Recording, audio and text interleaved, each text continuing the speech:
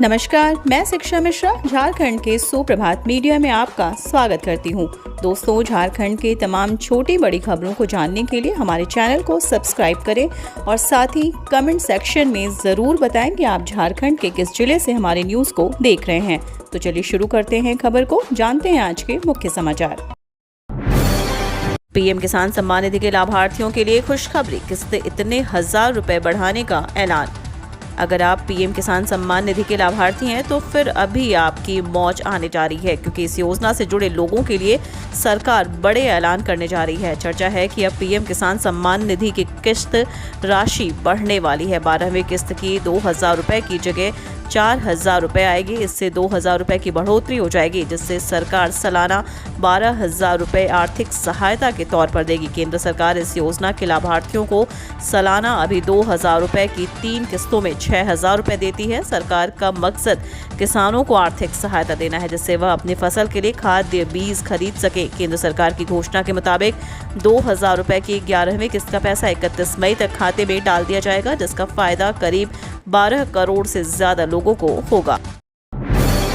6 से 15 जून तक होगी क्लास 7वीं तक की वार्षिक परीक्षा, चल रही तैयारी। गर्मियों की छुट्टी के बाद 6 जून से स्कूल खुलते ही पहली से 7वीं की वार्षिक परीक्षा सरकारी स्कूलों में आरंभ हो जाएगी। अलग अलग कक्षाओं की ये परीक्षाएं 15 जून तक चलेंगी। जारी शेड्यूल के अनुसार 6, 10 और 13 जून को पहली और दूसरी कक्षा की परीक्षा होगी। ये परीक्षाएं लिखित नहीं बल्कि मौखिक होंगी। बच्चों को मातृभाषा के साथ क्षेत्रीय भाषा में उत्तर देने की छूट रहेगी। वहीं 6, 10, 13 और 15 जून को तीसरी से 5वीं की परीक्षाएं आयोजित की जाएंगी, जबकि 6ठी व 7वीं की परीक्षाएं 6, 8, 10, 11, 13 और 15 जून को होंगी। दशकों पुराने गिरिडीह सदर अस्पताल को जल्द मिलेगा नया भवन, मरीजों को आधुनिक मशीन की सुविधा का लाभ।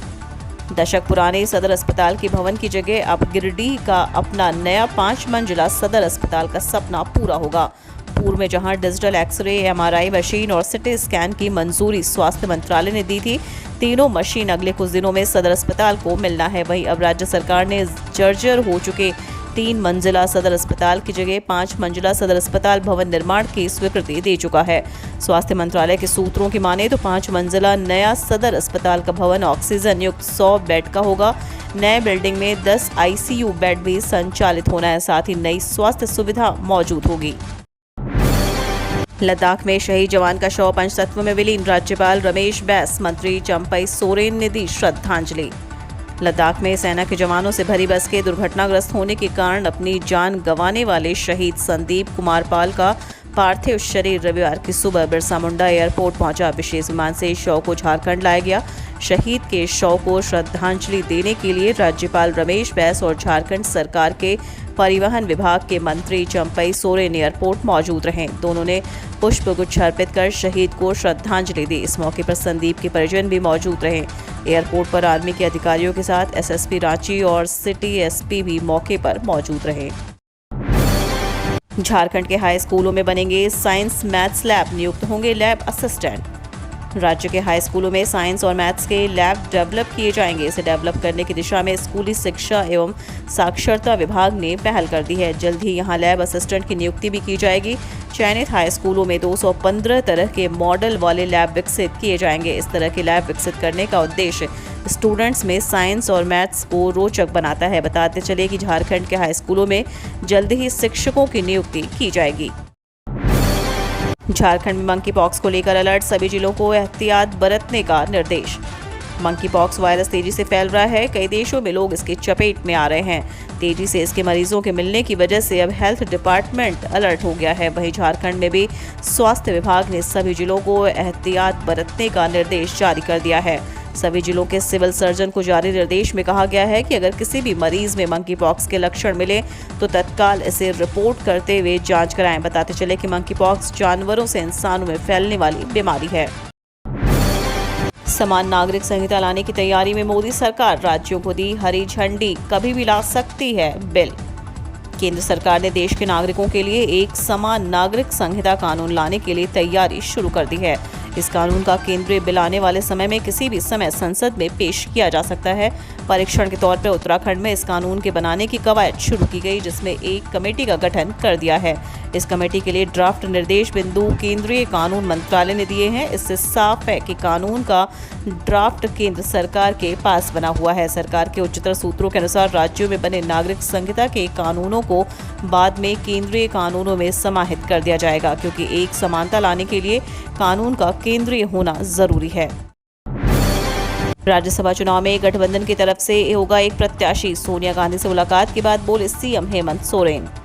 राज्यसभा चुनाव को लेकर झारखंड में सत्तारूढ़ गठबंधन के घटक दल कांग्रेस और झारखंड मुक्ति मोर्चा के बीच खींचतान खत्म नहीं हुई। कई दिनों से दोनों पार्टी के नेता अपने अपने दल से राज्यसभा चुनाव के लिए उम्मीदवार देने का दावा कर रहे हैं। इस बीच सूत्रों के हवाले से खबर आई है कि जेएमएम ने यह सीट कांग्रेस को देने का मन बनाया है। रांची में जेएमएम विधायक दल की बैठक के बाद हेमंत सोरेन दिल्ली गए थे। उन्होंने राज्यसभा चुनाव पर सोनिया गांधी से बात की। मुलाकात करने के बाद हेमंत सोरेन ने प्रेस को बताया कि सोनिया गांधी से उनकी लगभग सवा घंटे तक बात हुई। हेमंत सोरेन ने दावा किया कि दोनों दलों के नेताओं के बीच सौहार्दपूर्ण वातावरण में वार्ता हुई और यह तय हो गया है कि झारखंड की एकमात्र राज्यसभा सीट के लिए गठबंधन से एक ही उम्मीदवार होगा। जेएसएमडीसी ने 17 बालू घाटों से 10 जून से बालू की बिक्री करने का निकाला आदेश। झारखंड राज्य खनिज विकास निगम की तरफ से 12 दिनों बाद बालू का उत्खनन बंद कर दिया जाएगा। जेएसएमडीसी का कहना है कि नेशनल ग्रीन ट्रिब्यूनल के आदेश की वजह से बारिश के दिनों में नदियों से बालू का उठाव नहीं होगा। ऐसे में जेएसएमडीसी द्वारा संचालित 17 बालू घाटों से निजी व्यक्ति कंपनी बालू खरीद सकेंगे। इसको लेकर जेएसएमडीसी ने बालू घाटों की सूची और संबंधित एजेंसी के कॉन्टैक्ट पर्सन का नाम और मोबाइल नंबर दिया गया। इसमें खूंटी, गढ़वा, गुमला, हजारीबाग, कोडरमा, देवघर, चतरा और सरायकेला खरसावां के 17 बालू घाटों से ही बालू बेची जा सकेगी। झारखंड में पेट्रोल डीजल के नए रेट जारी। जाने आपके शहर में तेल की क्या है कीमत। केंद्र सरकार की ओर से पेट्रोल डीजल पर उत्पाद शुल्क में कटौती किए जाने के बाद कीमतों में ज्यादा उछाल नहीं आया।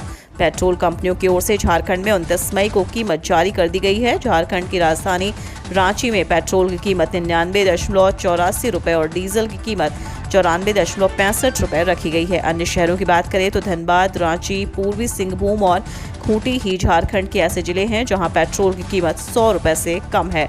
इन जिलों के अतिरिक्त सभी जिलों में पेट्रोल की कीमत 100 रुपये से ऊपर है। वहीं डीजल की कीमत राज्य के किसी भी जिले में 100 रुपये नहीं है।